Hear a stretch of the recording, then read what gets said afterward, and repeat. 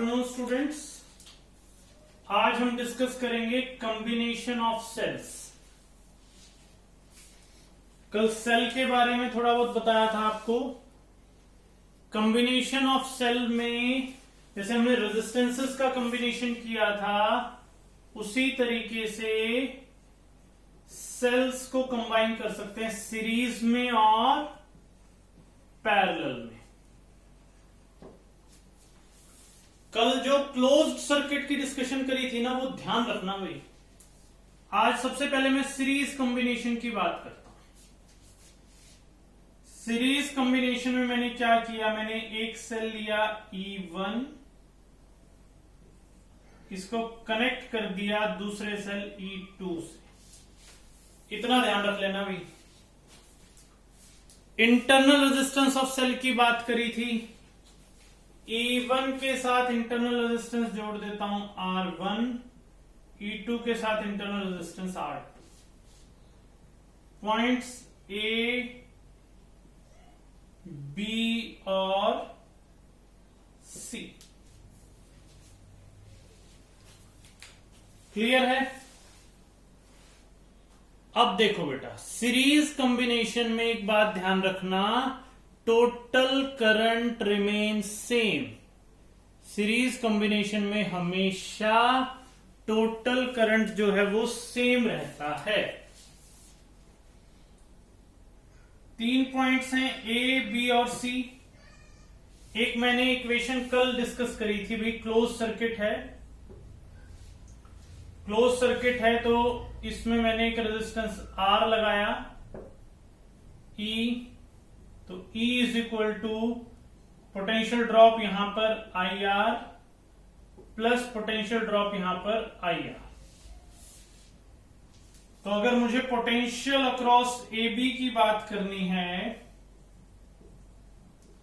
तो क्या आएगा, final point minus initial, that is E1 minus, suppose करो I करंट है, IR1।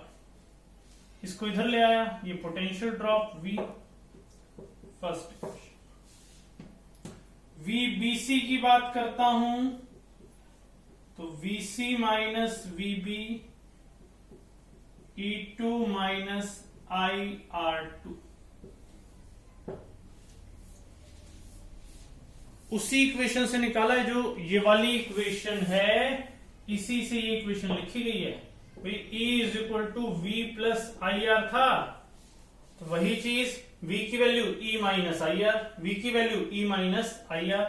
Eight equation 1 and 2, VB से VB कैंसिल हो गया, तो VC माइनस VA आ गया।